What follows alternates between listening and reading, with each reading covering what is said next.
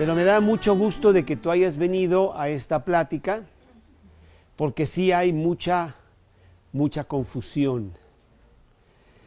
El mundo quiere ser religioso y diciembre, pues es un mes religioso. Después de todo, Jesús nació, más o menos dicen por ahí, el 24-25 de diciembre.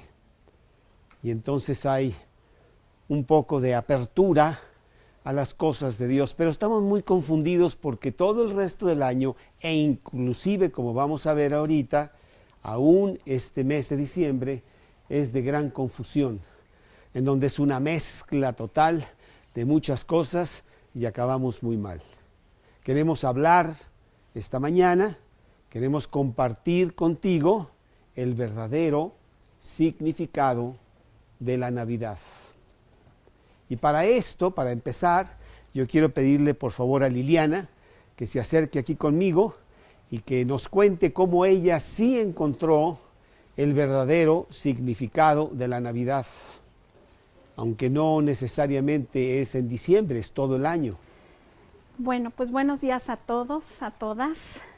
Es un honor poder compartir con ustedes mi historia de vida y espero poder tener un puente de comprensión con alguna de ustedes. Gracias. Soy Liliana, vengo de una familia de clase media. Mis papás se casaron sumamente jóvenes. Nuestra vida familiar fue buena, mi papá siempre fue un buen proveedor, sin embargo era complicada a causa de la infidelidad constante de mi papá. Crecí siendo una niña, por lo mismo, crecí siendo una niña responsable, pero con mucha inseguridad y miedos. Siempre tenía miedo a mi papá, a mi abuela, a mis tíos, siempre tenía miedo al que dirán, porque nací y crecí en una familia muy juiciosa. Y bueno, pues cuando crecí les comento que estaba totalmente alejada de Dios. Según yo, estaba viviendo la vida. Más mi baja autoestima que les comento de venir de una familia juiciosa, pues obviamente cuando ya fui mujer y al estar en el momento de elegir a mi compañero de vida, obviamente pues no supe hacerlo. Resulta que me encapriché con una persona divorciada y con hijas. En ese entonces yo contaba con una maestría, tenía un muy buen trabajo, tenía un muy buen carro, etcétera. Tenía un departamento propio como patrimonio y ahí es donde experimenté por primera vez ser una mujer rescatadora. Yo quería rescatar a como diera lugar a ese hombre príncipe azul que había visto, de esa vida, de una mala vida, con experiencias en su divorcio, ¿no? Entonces yo quería rescatarlo y hacerlo feliz para todos los días de su vida. Obviamente, al tratarlo de hacerlo feliz, llegué al punto de vender mi departamento para ayudarlo con ciertas cosas pendientes. Pues todo esto hacía por el vacío tan grande que sentía en mi corazón y por esa necesidad y esa necedad también espiritual, esa necedad de no buscar cosas espirituales para poder salir adelante. Porque el llamado de Dios siempre estuvo presente en mi vida, incluso varias veces, y yo simplemente no lo escuché. Me refiero a que asistí a una plática con una amiga cristiana y recuerdo muy bien que me sentía yo con muchas culpas por aferrarme a quererme casar con este hombre, que además incluso mi mamá aquí presente pues no lo quería, ¿no? No lo quería para mí. El mensaje me llegó, sí. ¿Lo quise escuchar? Obviamente no. Como consecuencia de no tener una relación con Dios, lamento comentarles que mi matrimonio no fue como yo lo esperaba, obviamente. Mi esposo venía de algunos traumas por sus divorcios anteriores y obviamente no confiaba en mí, pero más que en mí, pues en la mujer en sí. Vivía cubriéndose la espalda. Él hacía el súper, desde el primer día hizo el súper. Yo no pude intervenir. Su correspondencia llegaba a casa de mis cuñadas. Su beneficiario en caso de muerte era su hermana. No me daba dinero en efectivo para el gasto, él hacía todas las pequeñas compras. Es decir, como esposa estaba prácticamente borrada. Yo sentía que mi vida, pero sin embargo yo seguía engañándome y decía, no, mi vida está bien, o sea, estoy bastante mejor que muchas otras mujeres, ¿no? Después de 3 años de matrimonio nació mi hija y mi autoengaño de tener una linda familia, pues seguía creciendo. Mis hijastras llegaron a mi vida de 6 y 9 años. Me llevaba bien con ellas, las quería, les hacía sus fiestas infantiles, les compraba cosas, todo estaba bien. Pero la tristeza y el dolor llegaban a mi vida cuando empecé a ver que cuando se trataba de festejarlas a ellas o a mi esposo, siempre estaban con nosotros. Pero cuando se trataba de mi cumpleaños, no venían y no me hablaban por teléfono. Esto me causaba mucho dolor porque era un mensaje de rechazo muy marcado hacia mí. Luego venían y se disculpaban, decían que ya no lo volverían a hacer, continuábamos con nuestras vidas. Llegaba el siguiente año y volvíamos a festejar a todos, llegaba mi cumpleaños y otra vez lo mismo. Así viví durante 12 años. Por ende, quedé muy desgastada, pues me sentía sumamente humillada y lastimada. También en estos 12 años de matrimonio, nos hicimos de nuestra casa con un crédito hipotecario, el cual acepté pagar. Entonces, para cumplir con este tren de vida, tenía que trabajar obviamente como loca, siempre preocupada por cumplir con todo. Entonces, en mi vida era trabajar de lunes a sábado a mediodía, y si me preguntan qué gané, pues gané 35 kilos de más, obviamente. Mi autoestima, si estaba baja, siempre fue baja, pues de plano cayó hasta el suelo. Y bueno, tenía yo una ansiedad por comer tremenda, ¿no? Comía cuando estaba feliz, cuando estaba triste, cuando estaba preocupada. Todo el tiempo quería comer por ansiedad. Y bueno, pues obviamente todo eso era porque pues nada podía mitigar esa soledad y ese vacío que sentía yo en mi corazón. Les platico que nos tuvimos que cambiar de casa porque entraron a robar y tuvimos que rentar en otro lugar. Tuve que renunciar a mi trabajo para cuidar a mi hija. Y ahí es cuando empecé a darme cuenta que mi esposo estaba totalmente alejado de mí. Cuando yo me dirigía a él no me veía la cara, nunca me veía. Si íbamos en el coche o estábamos en un restaurante, se dirigía únicamente a hablar con mi hija o con mis hijastras. Prácticamente yo estaba borrada, no estaba integrada, ¿no?, a la familia. Recuerdo entonces que un día en el sofá de mi recámara lloraba y le pedía verdaderamente a Dios hincada que me ayudara, porque ya no podía más. Y fue entonces que Dios me escuchó. Resulta que cerca de casa había un grupo de comedores compulsivos. Asistí y ahí me dieron el siguiente diagnóstico. Señora, usted no tiene un matrimonio como tal. ¿Pero por qué, no? Usted, pues porque usted paga la hipoteca, gasolina, celular, médico, medicinas, trae comida a casa, paga su ropa, si viaja paga la mitad, si va al cine paga la mitad. Es decir, usted vive sola, no tiene un matrimonio. Si realmente quiere arreglar su vida, la única manera es buscar a Dios. Entonces empecé a buscar una iglesia cristiana y un buen día llegué a la escuela de mi hija y una maestra me recomendó este estudio bíblico de los miércoles de mujeres. Y es así cuando en enero de 2015 me presenté al estudio para ver si podía integrarme, porque de algo estaba sumamente convencida y era que necesitaba a Dios, no para salvar a mi matrimonio, sino para salvar mi propia vida. Recuerdo que el primer día llegué muy mal por lo que me estaba pasando, pero llevaba conmigo una gran esperanza de encontrar a ese Dios que hace milagro en las personas y del cual ya me habían contado, ¿no? Yo sabía varias cosas del Evangelio porque mi hermano es cristiano. Yo estaba consciente de que era una mujer pecadora y que no podía entrar al cielo estando así en pecado. Como dice Romanos 6:23, La paga del pecado es muerte. Pero también sabía que Cristo murió en la cruz para pagar por mis pecados, como nos habla el versículo de Romanos 5:8. Mas Dios muestra su amor para con nosotros, aunque siendo aún pecadores, Cristo murió por nosotros. Entonces escuché el estudio bíblico que dio el predicador aquí presente, Carlos, y después le dije a una de mis compañeras que yo había venido para entregar ya mi vida a Dios. Y oré en voz alta delante de todas las demás, pidiéndole a Cristo que entrara en mi corazón y habitara mi vida para siempre.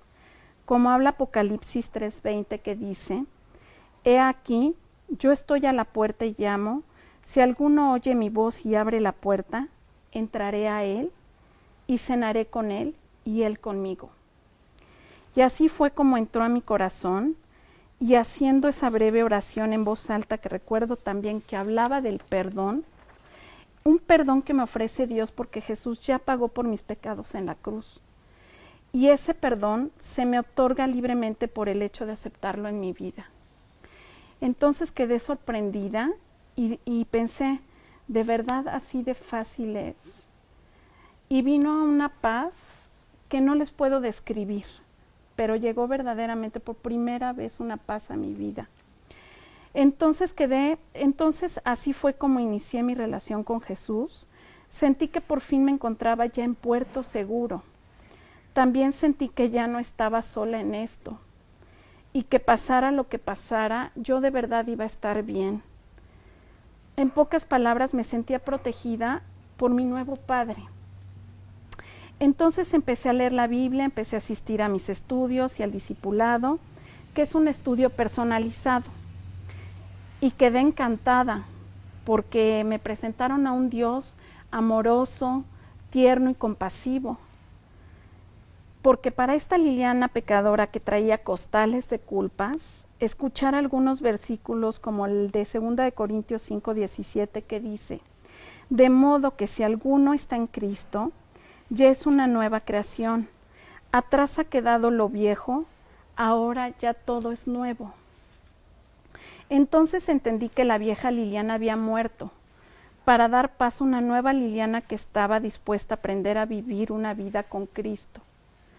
Pero sobre todo, algo que me dio muchísima paz es saber que Dios me acepta tal como soy ahora, como estoy. Y aprendí que era la hija de un rey, o sea, una princesa. Entonces comencé a valorarme a mí misma y por ende en casa empecé a hacer cosas para que mi esposo y mis hijastras también empezaran a valorarme, como consecuencia de insistir en ser tratada con dignidad. Y es así como comenzaron los cambios en mi vida y llegaron muchas bendiciones. Ahora les voy a comentar unas bendiciones que llegaron a mi vida como verdaderos milagros. Pero antes recordaré con ustedes en qué situación me encontraba cuando recibí a Cristo. Estaba con un matrimonio a punto de colapsar, tenía un esposo que mi esposo y yo ya no teníamos ningún tipo de comunicación, no era buen proveedor, no había una buena relación en mi familia con mis hijastras.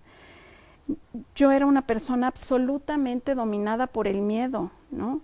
Miedo al que dirán, miedo si me he visto bien, miedo porque estoy gorda, miedo porque esto, o sea, totalmente dominada. Me encontraba con un sobrepeso de 35 kilos y con una autoestima súper baja. Estaba muy lejos de ser la mamá que debía ser para mi pequeña hija. Siempre me irritaba rápidamente cuando ella cometía un error. Con mis padres era rebelde, no escuchaba sus recomendaciones de vida. En pocas palabras, era yo todo un caos. Ahora les comparto la enorme bendición que Dios trajo a mi vida a partir de que entró en mi corazón. La relación con mi esposo empezó a mejorar. Me dejó de gritar y de insultar por cualquier problema que teníamos. Es decir, ya nos empezamos a respetar, pero sobre todo empezó a tener comunicación conmigo. Hoy les puedo compartir que ya me besa a diario, me abraza, se lleva bien conmigo. Ya llevamos una relación que es realmente de matrimonio, ¿no? Actualmente es un mejor proveedor, Incluso el año pasado me invitó a Europa, me ha regalado un coche nuevo, etc. También Dios restauró mi familia. Este octubre mi esposo me citó en un restaurante por lo de mi cumpleaños y me llevé una gran sorpresa. Resulta que estaban ahí mis 2 hijastras por primera vez. Me vieron, se acercaron con un arreglo de flores, me abrazaron y por primera vez escuché un genuino feliz cumpleaños. Además, mi esposo había invitado a mis papás y a mi mejor amiga aquí presente, que es mi abuelita. Y bueno, si Dios me hubiera preguntado en ese momento, ¿qué más quieres en esta vida, hija? Yo le hubiera dicho, nada, Padre. Me has dado absolutamente todo lo que yo ya había perdido prácticamente. También les comento que estoy haciendo actos de amor conmigo misma.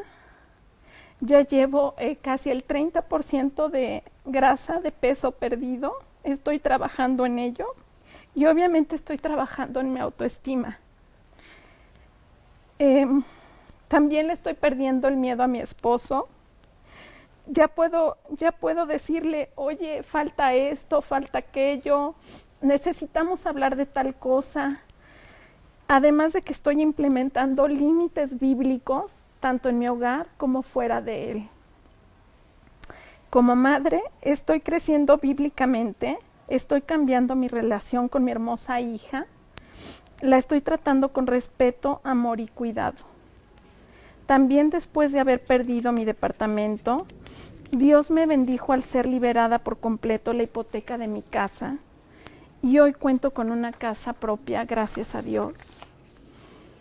Con mis queridos padres estoy trabajando en restaurar mi pasado para que pues yo como hija pueda ofrecerles un mejor futuro pleno de amor y de comprensión para honrarlos hasta el último día de mi vida.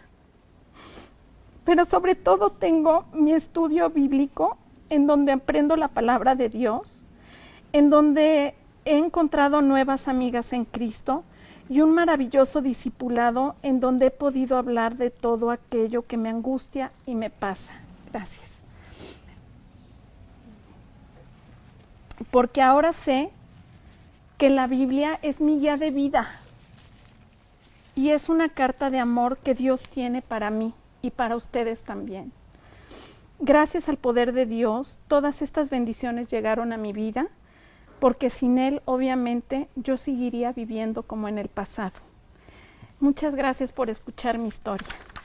Bueno, pues quizá tú te identificas con esta historia, aunque los detalles puedan cambiar, en donde hay una confusión acerca de qué se trata la vida, acerca de cómo resuelvo las diferentes decisiones que yo he tomado mal y que me han llevado a un vacío profundo en mi corazón, porque las cosas no están marchando bien, o con el matrimonio, o con la salud, o con los hijos, o con uno mismo, porque traemos un vacío profundo, tan profundo en el corazón que no lo podemos llenar con nada.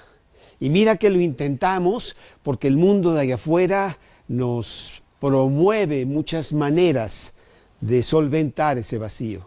Después de todo, con el poder de tu firma te puedes ir a Cancún 4 o 5 días y después tener que pagar todo lo que no debiste haber hecho. O los de Cancún venir a México porque en México se vive muy feliz y encontrar que no es cierto, porque son puras mentiras. El mundo no te puede dar lo que no tiene. Pero vemos que hay mucha confusión. Entonces, ¿de qué se trata? Y tanta confusión hay que hacemos todo un relajo y todo un verdadero espagueti de las cosas. Inclusive la Navidad. La Navidad se centra en el Cristo infinito. Aquel Dios maravilloso que en su gran amor por el hombre no solamente lo creó, sino lo creó específicamente para tener compañerismo con Él. Y sin embargo, esta fiesta muy bonita que debería de ser para que nosotros meditemos y nos acerquemos y estemos con Dios, es una fiesta tremendamente pagana. Una fiesta en donde se vende más licor que todo el año. Una fiesta en donde realmente es un reventón, porque hay que ir a muchas comidas, hay que ir a muchas posadas. Se mezcla la religión con el paganismo y estamos muy, muy lejos de Dios. Bueno, sin embargo, como que es un tiempo también muy bonito y la gente está un poco más abierta a que tú les hables de Dios. Debería ser todo el año. No lo escuchan durante todo el año, pero quizá en esta temporada somos atraídos a los cambios de la Navidad. Pueblos como Japón, que realmente pues no tienen mucho fondo cristiano, de todas maneras son atraídos también, y puedes ir a Tokio o a Nagasaki y ver ahí las lucecitas que no entienden por qué, pero ahí están, y también dan regalos a los demás, porque la Navidad tiene su encanto, como que nos transportamos un poco a los años de nuestra infancia, cuando queríamos aquel juguete y llegaba el juguete y estábamos muy contentos porque realmente podíamos pasar con la familia unos días un poco mejores, no mucho, de los que se pasan en todo el año, que son puros líos, gritos, portazos, enojos y demás. La Navidad apela a nuestros sentidos externos, porque pues hay luces, la vista, tenemos muchas luces, muchas decoraciones, paquetes de colores muy bonitos, ni siquiera lo queremos abrir porque la envoltura está más bonita que lo que pudiera haber adentro. También apela a los sentidos del oído, porque pues hay villancicos y hay campanadas y hay diferentes canciones de Navidad que se cuentan, o pastorelas. Acabamos de tener una pastorela nosotros este sábado con los muchachos y con los niños, estuvo muy bonita, y bueno, la gente va y ¡ay, qué bonito el mensaje de la Navidad! Y bueno, lo que pasa ahí en Belén, y Cristo nació, y los magos que vinieron de Oriente, y todas estas cosas. Apela a nuestros sentidos de olor, porque pues hay ramas de pino del arbolito que acabas de comprar, que vino desde Canadá o no sé qué de dónde, y comida deliciosa, castañas rostizadas y tantas cosas que comemos, que después nos tenemos que poner a dieta, porque pues es realmente algo excesivo. Y también los sentidos de gusto, hay pavo, hay pasteles, hay dulces, y por encima de todo hay un sentimiento de que todo está muy bien, de que todo, qué maravilloso. Nos olvidamos de todos los problemas y principalmente del vacío profundo que traemos en el corazón. Pero la Navidad se acaba. Y ya para el 31 de diciembre, pues ya estás ahí con la jarra tratando de decir, bueno, pues, ¿qué va a pasar el año que entra? Y muchos accidentes hay esa noche, y muchos borrachos, y muchos pleitos. Porque no dijiste y no trajiste y no me diste, y por qué pues, fuiste así. Bueno, 1000 líos del recuento de fin de año, en donde sacas toda la cuenta que no te pagaron durante el año ahí en tu casa. Y viene la cuesta de enero. La cuesta de enero dicen que es económica, porque gastamos más de lo que debimos, pero realmente no lo es. Es emocional. Se acabó la fiesta, tengo que regresar a lo mismo de siempre y no he resuelto nada. Estoy igual, estoy vacío, estoy perdido, estoy confundido, no sé para qué me levanto en las mañanas, de qué se trata. Quiero decirte que en el mes de enero está comprobado que hay más suicidios que en todo el año, porque el bajón es muy fuerte. La fiesta se acabó. ¿Y qué pasó con la Navidad? Bueno, la Navidad es una confusión más de las muchas que tenemos. Y yo quiero decirte que la Navidad tiene un sentido muy específico. La Navidad se centra en el Cristo infinito. Aquí hay un pasaje que quiero yo compartir contigo. Es realmente nada más un verso de la palabra de Dios está en el libro de Isaías, uno de los profetas del Antiguo Testamento en la Biblia. Vivió 600 años antes de Cristo y Dios le hizo escribir una serie de cosas en este libro, muchas de ellas proféticas que estaban por pasar. Aquí en el libro de Isaías, en el capítulo 9, en el verso número 6, la palabra de Dios dice así: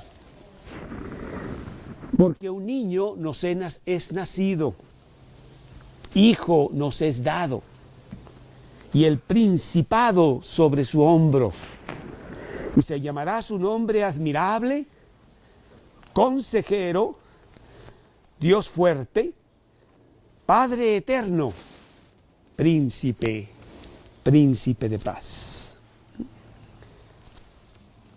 Efectivamente, Dios en su gran sabiduría, en su soberana sabiduría, decidió venir a la tierra y tomar un cuerpo humano como el nuestro, con un propósito muy específico: la Navidad. El darnos un regalo maravilloso para nuestra vida, que es la vida eterna. El poder pasar la eternidad con Él en el cielo por toda la eternidad, si llegues tú a comprender qué quiere decir eso. Ese es el regalo de la Navidad. Y se centra la Navidad en ese evento. Dios llegando a la tierra para hacer algo muy específico durante su estancia en la tierra.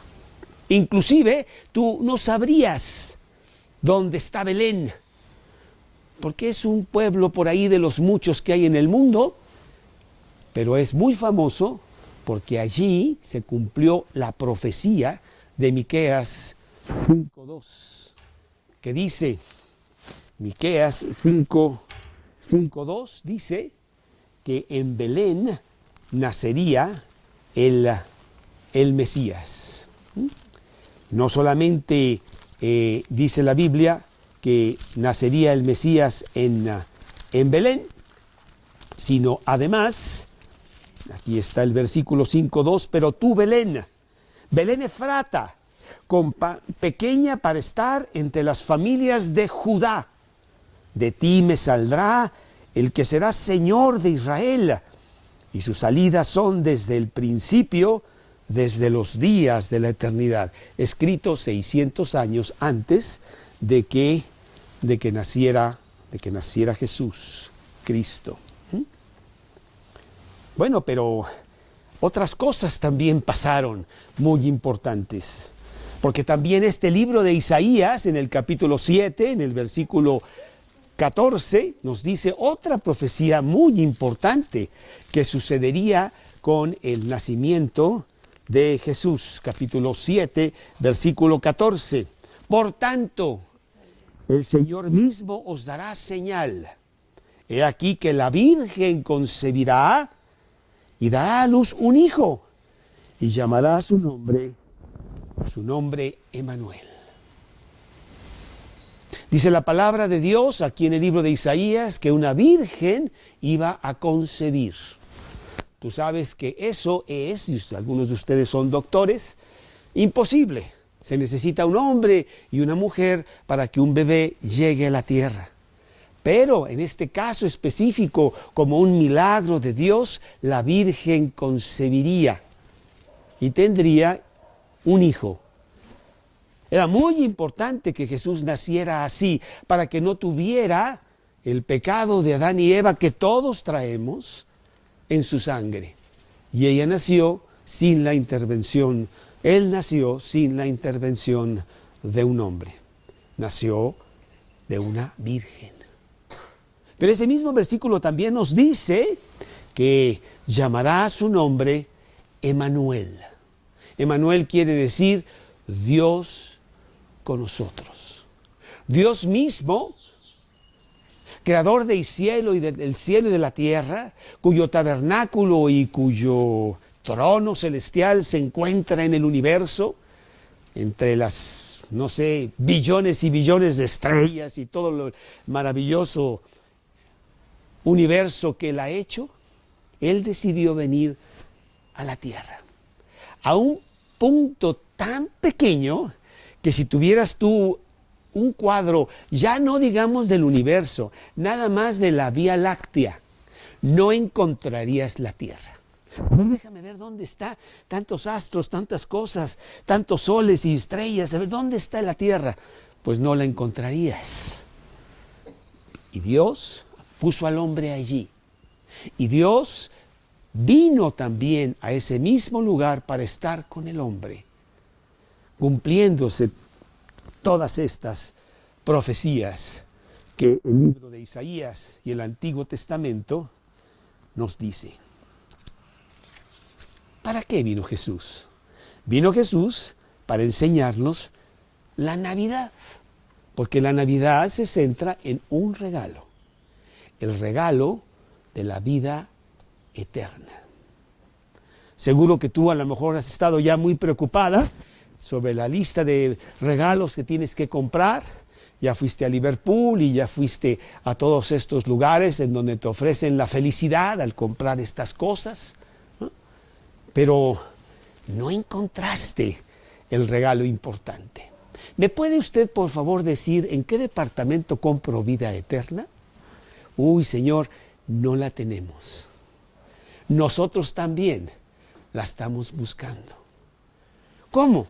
Pero si es lo más importante, ese es el regalo que yo quiero darle a los míos, inclusive para mí mismo. No, Señor, pues en esta ocasión le vamos a fallar. No solamente en esta ocasión, sino siempre. Porque el mundo no puede dar lo que el mundo no tiene. Eso lo regala Dios. Y estamos un poco confundidos porque pensamos, bueno, pues si no lo encuentro en Liverpool, yo lo voy a forjar. Yo voy a hacer esto, tengo mi lista ya de buenos deseos, ya no voy a gritar, ya no voy a pegar a mi pobre esposo que lo traigo como trapo, ya voy a tratar bien a mis hijas y esto y lo otro, y entonces yo voy a ganar puntos para que quizá tal vez pueda ser que a lo mejor llegue al cielo, aunque sea de panzazo. Las buenas obras que tengo yo, mira, superan las malas obras. Yo hago 5 buenas obras por cada mala obra que tengo. Entonces voy de gane, ¿no? ¿Cuánto es 5 menos 1? 3, ¿no? Bueno, no me acuerdo cuánto es. Pero bueno, tengo más buenas obras. Eso es lo que el hombre piensa. Pero eso no es lo que dice la Biblia. La Biblia dice que aunque tuvieras puras obras buenas, una sola obra mala no podría ser pagada con todo lo bueno que eres. Porque la paga del pecado es la muerte, como dijo Liliana en uno de los versículos. Entonces yo no llego al cielo, yo no encuentro la vida eterna siendo buena. ¿Cómo entonces puedo yo tener la vida eterna? En el regalo de Navidad. Porque Dios quiere darme un regalo. No lo puedo comprar, no lo puedo obtener, no lo puedo conseguir por mí mismo. Dios lo regala a todo aquel que quiere.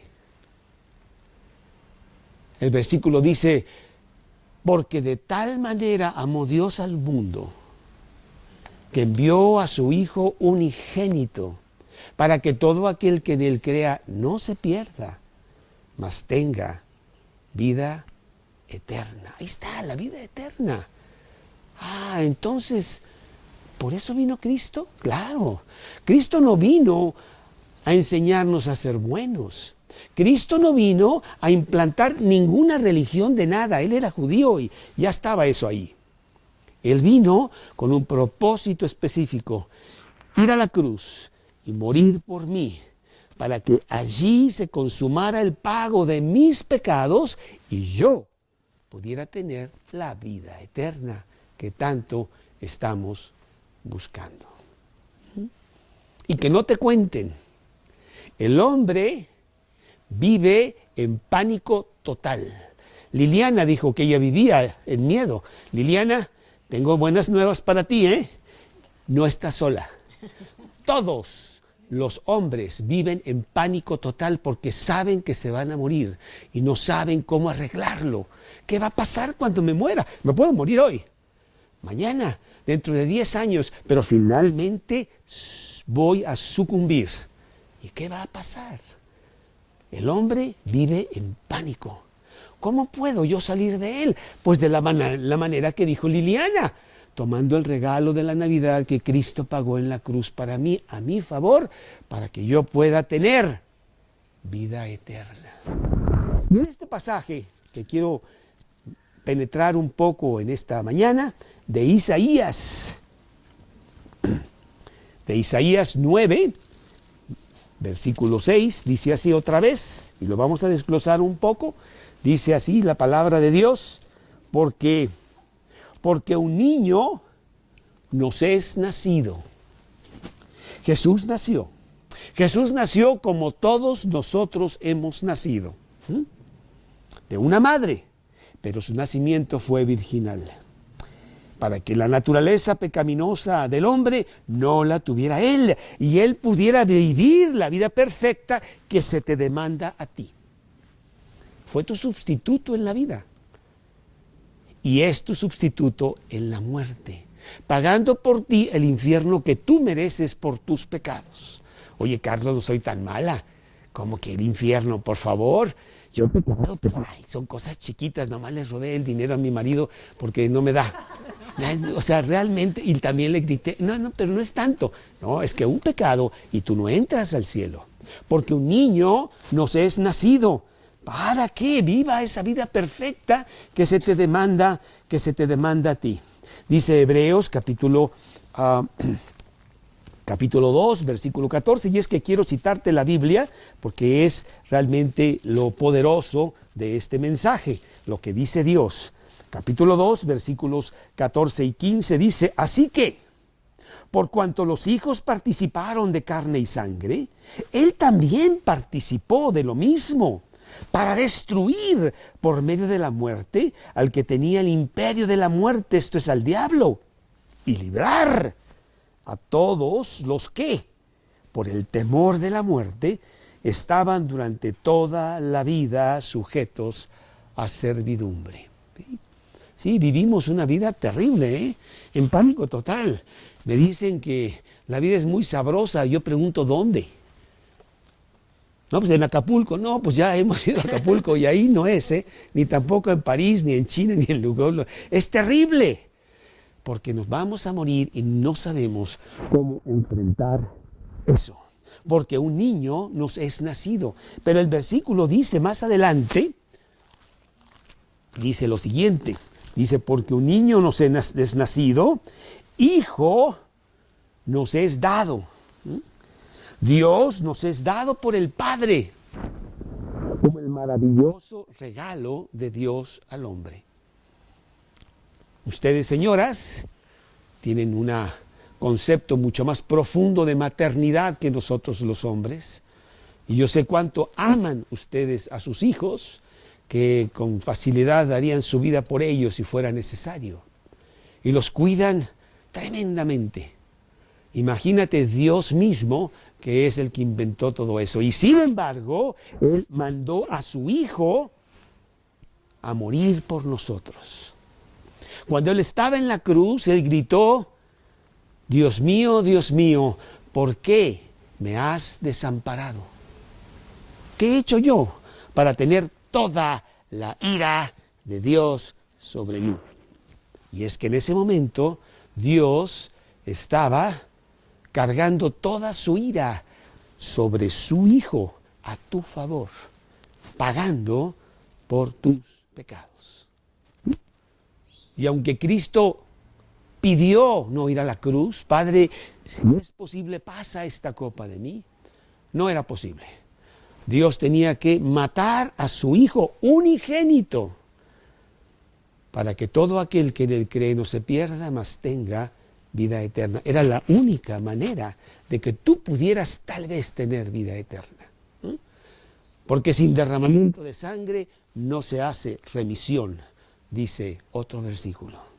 Así, Dios nos dio un Hijo Un hijo nos es dado, para que entendamos lo que quiere decir el gran, gran amor de Dios y hasta dónde va Él para que nosotros podamos tener esa vida eterna que tanto necesitamos. Oía yo por aquí una conversación de que hay un coche de $10,000 y otro de 100,000 y ese cuesta mucho y a lo mejor debo comprar uno y no sé cuánto. ¿Cuánto costará la vida eterna?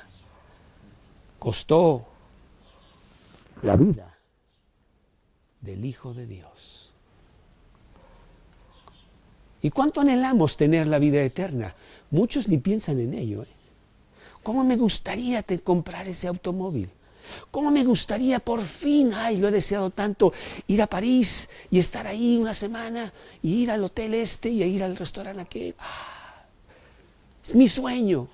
Y yo no veo personas que dicen, ¿cómo me gustaría tener la vida eterna? La voy a buscar hasta que la encuentre. Tengo que tener eso como la única cosa importante de mi vida, porque cuando yo muera no me voy a llevar nada. Y no sé si sepas, pero los trajes de los muertos no tienen bolsillos. No te llevas nada más que tu boleto de vida eterna si lo tienes. Porque un hijo nos es dado, porque Dios mismo nos dio a su hijo para que eso pudiera pasar. Primera de Juan, capítulo 4, versículo 10 dice, en esto consiste el amor, no en que nosotros hayamos amado a Dios, sino que Él nos amó a nosotros y envió a su Hijo en propiciación por nuestros pecados. Ese es el amor de Dios. Pero el versículo continúa, porque un niño nos es nacido, hijo nos es dado y el principado sobre su hombro. Cuando yo era pequeño, en mi casa y en la casa de mi abuelo, había por ahí una revista que llegaba, no sé si una vez al mes o no sé qué, y todo el mundo la leía, que se llamaba Selecciones. Y entonces por ahí, y ahí aparecía en las selecciones una publicidad de Charles Atlas. Charles Atlas era una persona muy fuerte, ¿verdad?, que ofrecía que tú fueras tan fuerte como él si tú comprabas su manera de ejercicios y dieta y no sé qué. Y la manera como la publicidad se hacía es que ahí estaba Charles Atlas y sobre su hombro él cargaba el mundo. Y dice, tú puedes ser lo mismo, te ponemos la tierra sobre ti y vas a ver qué ligera es. No hay ningún problema. Sabemos que eso es mentira. Y Charles Atlas, pues yo creo que ya se murió. Y su dieta, pues no sé qué sirvió. Pero dice Cristo, dice Dios, que el principado sobre su hombro, los pecados de todo el mundo, sí, el Dios poderoso los puede cargar. Él puede cargar tus pecados. Toda la gran cantidad de pecados que tú tienes, que es todo un saco lleno, Mejor no lo abras para que no salgan por ahí culebras y ratas. Pero sí está bastante lleno. Él lo puede cargar para que tú no lo tengas que cargar. El principado sobre su hombro, porque Él es poderoso para poder hacer esto por toda la humanidad. Cristo murió por todos, dice la Biblia. Aunque no todos lo van a recibir, porque hay que aceptarlo y recibirlo en tu corazón.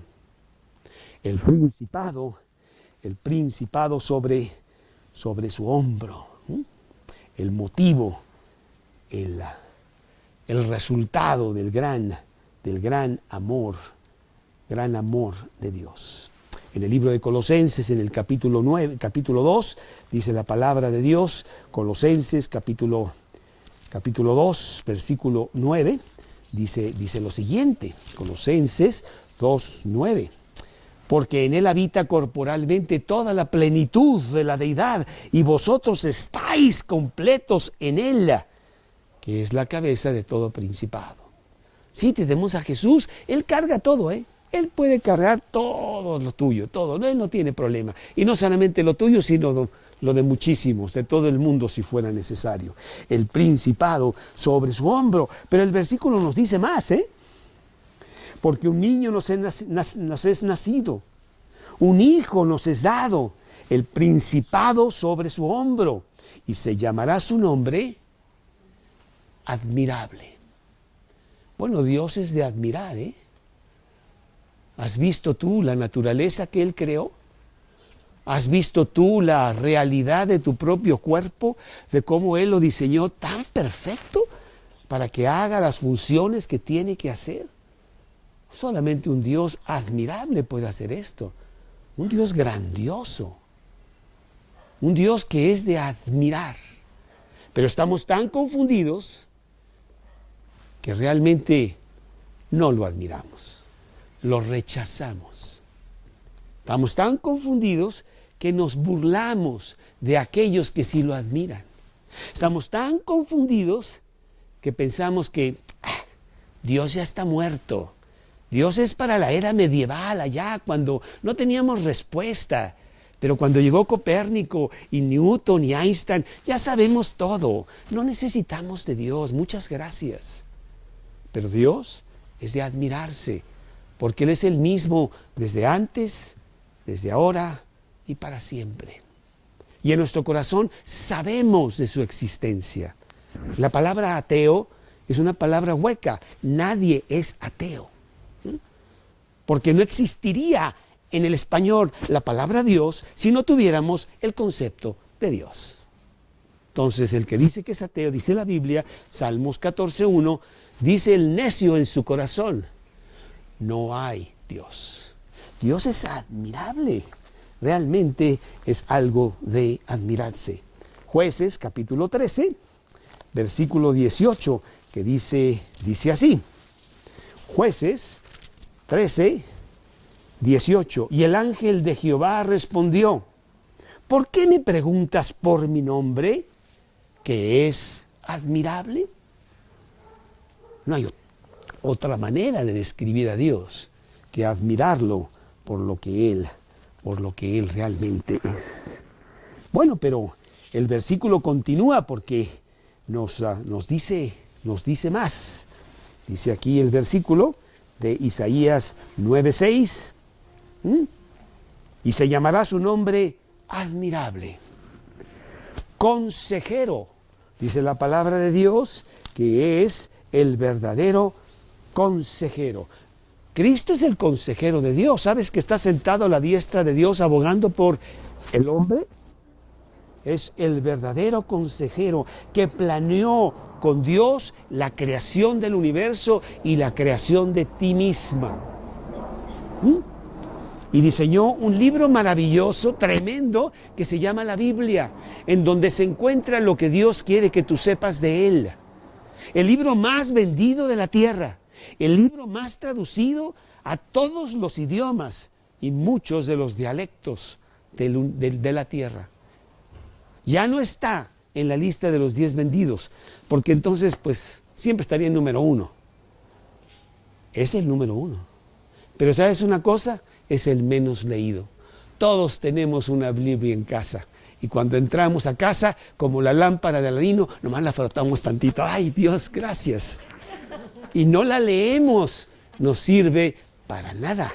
Porque Dios se comunica a través de la Biblia. Él es el consejero. Él nos dice qué hacer. Él nos dice qué decisión tomar. Él nos va llevando por la vida para que nosotros no nos perdamos. Versículo de Salmos, lámpara es a mis pies tu palabra y lumbrera a mi camino. La Biblia, que prendo el foco y puedo ir caminando por todos los peligros que hay en la vida. Cristo es el verdadero consejero. Mateo capítulo 11, versículo 28. Mateo 11, 28 nos dice, Mateo 11, 28 dice así, venid a mí, todos los que estéis trabajados y cargados, y yo os haré descansar. Ah, qué versículo tan bonito, porque todos estamos muy cansados. No sé qué lista tan grande tienes tú para el día de hoy, pero sin duda de ser muchas cosas que hacer. Tengo que hacer esto, tengo que hacer esto, y hablar aquí, y luego esto, y mañana. Estoy muy cansado. Dice Cristo, venid a mí. y yo os haré descansar, porque yo soy el verdadero consejero de hacer las cosas bien. Pero el versículo continúa, admirable consejero, Dios fuerte, Dios fuerte. Él es omnipotente. Él le dice a las estrellas a dónde ir, al mar cómo llegar a la playa, a cada animal cómo comer y cómo defenderse y qué hacer. A nosotros también. Él es el Dios fuerte de todo el universo. Salmos 104:4 nos dice, Salmos 104:4 nos dice, entrad por sus puertas con acción de gracia, por sus atrios con alabanza, alabadle, bendecid su nombre. Porque Él realmente es 104:4, el que hace a los vientos sus mensajeros y a las flamas de fuego sus ministros. Él fundó la tierra sobre sus cimientos y no será jamás removida. Es el Dios fuerte, poderoso, que ha hecho todas estas cosas. Isaías capítulo 40, versículo 12, nos dice, Isaías 40:12 nos dice, ¿quién midió las aguas con el hueco de su mano y los cielos con su palmo? Con 3 dedos juntó el polvo de la tierra y pesó los montes con balanza y con pesas los collados. ¿Quién enseñó al Espíritu de Dios o le aconsejó enseñándole? Sí, es un Dios poderosísimo, Dios fuerte.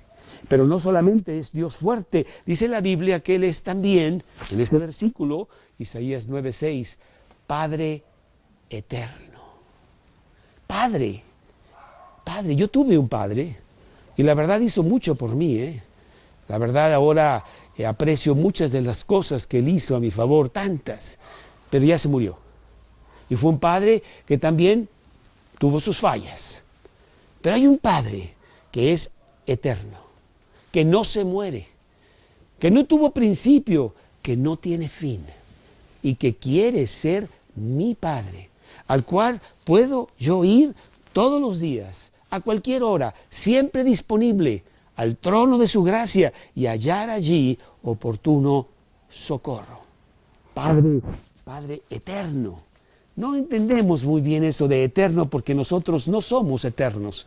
Y al hablar de la eternidad, la verdad nos confundimos mucho. Pero Él es el Padre eterno. ¿Y sabes qué? Su amor es eterno. Su amor no cambia. Él no es como nosotros, que un día estamos bien y otro día ya no tanto y muchas veces nunca estamos. No, Él siempre es un Padre amoroso. Jeremías 31:3, que dice, Jeremías 31:3, dice, Jehová se manifestó a mí hace ya mucho tiempo, diciendo con amor eterno, te he amado, por tanto te prolongué mi misericordia. Qué maravilloso tener esa clase de Padre. Su amor, su misericordia son eternos. Pero hay un título más en ese versículo, en donde no solamente dice que es admirable consejero, Dios fuerte, Padre eterno, sino que dice príncipe de paz. Y es una palabra que usamos mucho en Navidad. Paz. Y en Navidad no hay paz.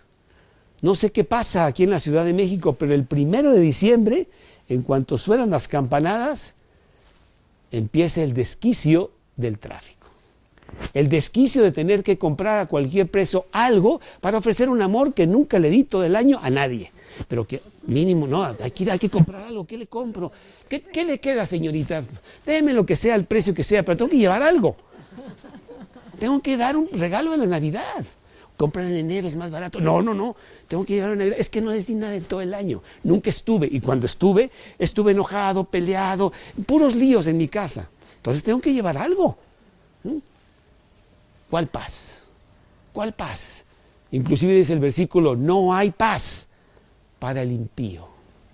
No hay paz en tu corazón. La paz no existe. Paz en la tierra a los hombres de buena voluntad, dijeron los ángeles cuando nació Jesús. Se equivocaron de planeta. Dios los debió haber mandado no sé a dónde, pero a la tierra no. Aunque cuando el príncipe de paz Jesús estuvo en la tierra, no hubo guerra durante esos 33 años. Príncipe de paz. Jesús da la paz a todo aquel que lo acepta como el dueño de su vida. La paz os dejo, mi paz os doy, dice Jesús. Yo no os la doy como el mundo la da. No se turbe vuestro corazón ni tenga miedo, dice Juan 16:33. Él es el príncipe de paz. Él ofrece paz a tu corazón para que finalmente tengas una paz permanente, no una paz de unos segundos o de unos días de vacaciones, sino que tengas paz porque tienes la vida eterna. Isaías 26:3. Y estoy citando versículos para que todo esto veas, emana del libro de Dios y es citado por Dios. Isaías 26:3. Tú guardarás en completa paz a aquel cuyo pensamiento en ti persevera, porque en ti ha confiado. Confiad en Jehová permanentemente, porque en Jehová el Señor está la fortaleza de los siglos. Bueno, pues, ¿de qué se trata la Navidad?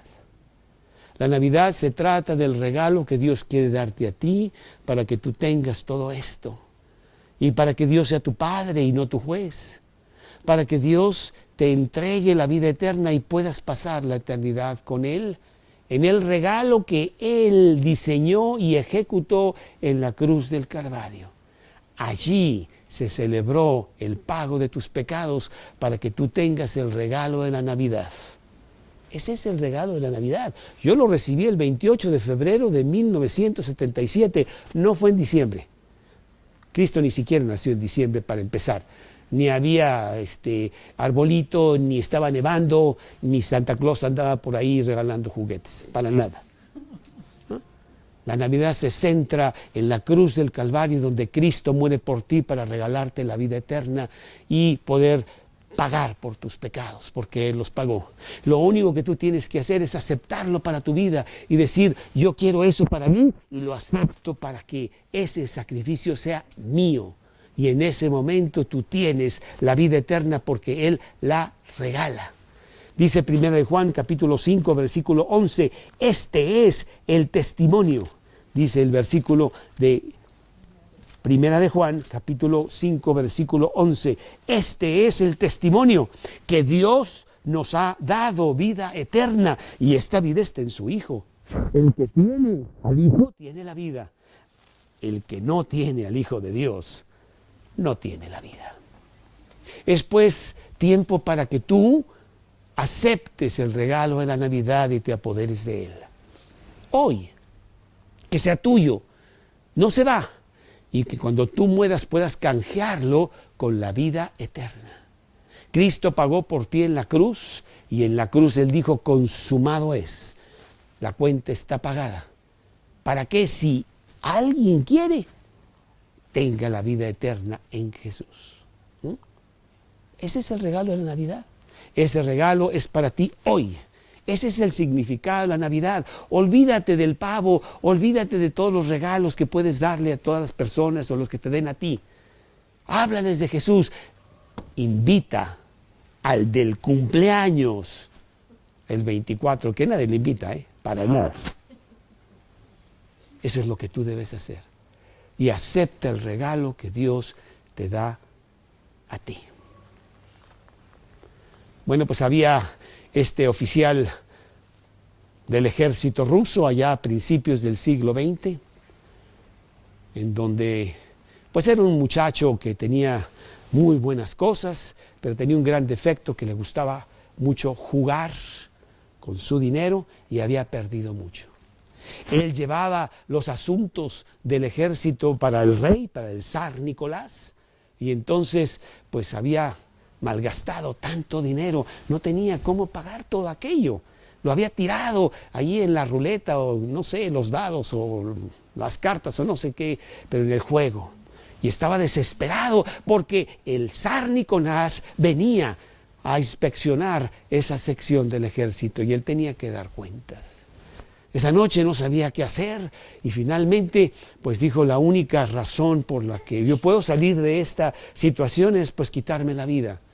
Y con la pistola en la mano estaba otra vez repasando las cuentas y veía que era una cuenta impagable, no había manera de salir de aquello. Era una cuenta, era una deuda inmensa. Y bueno, de ahí no tenía el valor para quitarse la vida en ese momento, ahí con la pistola y no sé cuánto. Y total, pues se quedó dormido ahí sobre los libros abiertos de esas deudas. Esa noche precisamente llegó el zar Nicolás. Y viendo la luz prendida, era muy tarde en la noche, y entró a ese aposento a ver qué estaba pasando y vio a este muchacho ahí dormido sobre los libros, y rápidamente pudo entender lo que estaba pasando al ver también la pistola ahí a un lado y revisar un poco lo que estaba pasando ahí con los libros. Y en un momento se acordó de que este muchacho era el hijo de aquel general que le había salvado la vida al zar Nicolás. Y entonces él agarró la pluma, porque el muchacho había puesto ahí sobre los libros, no sabía qué hacer, y había puesto: tan grande deuda, ¿quién la puede pagar? Y eso lo leyó el zar Nicolás. Él agarró la pluma, él puso algo ahí y se fue. En la mañana siguiente, cuando este muchacho despertó y encontró otra vez su pesadilla: tan grande deuda, ¿quién la puede pagar?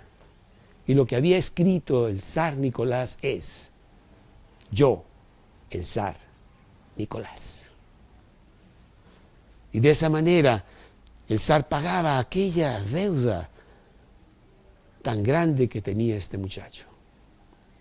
Y así tú también, en tus libros, que los puedes abrir y ver todas las faltas y todas las cosas que tú has hecho, que ciertamente son muy graves. Tú puedes decir: tan grande deuda, ¿quién la puede pagar? Estoy desesperado, no sé qué voy a hacer. Ojalá Dios no se aparezca ahorita, porque me va a ir muy mal. Mi deuda es muy grande, pero Dios pone ahí: yo, Dios, la puedo pagar. Y la pagué en la cruz del Calvario. Ese es el regalo de la Navidad para ti. Dios te ama tanto a ti que Él paga la deuda por ti. Vamos a inclinar nuestros rostros un segundo, por favor, y vamos a cerrar nuestros ojos para que veamos hacia adentro, allí donde está tu corazón, allí donde está tu bancarrota, allí donde tú sabes que las cosas no están bien.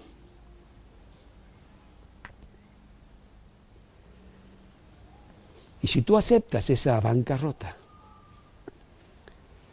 si tú ves la necesidad de un Salvador, Cristo quiere ser tu Salvador y darte el regalo de la Navidad. Voy a hacer una pequeña oración y yo quiero que tú la repitas conmigo. En silencio, ahí en el silencio de tu corazón, tú misma, tú mismo, habla con Dios. Dios, Reconozco la gran deuda que yo tengo contigo. Reconozco que soy yo el problema. Y mi gran pecado es nunca darte tu lugar. Pero yo quiero ese regalo de la Navidad para mí. Yo quiero que tú entres a mi corazón en este momento. Yo quiero que tú te sientes en el trono de mi vida y me desplaces a mí, que soy el problema. Yo quiero que entres y seas el Salvador y dueño de mi vida.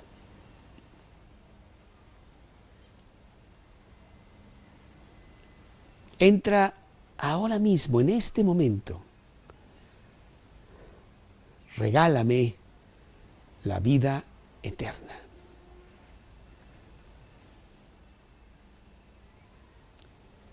Te lo pido basado en lo que tú hiciste por mí en la cruz.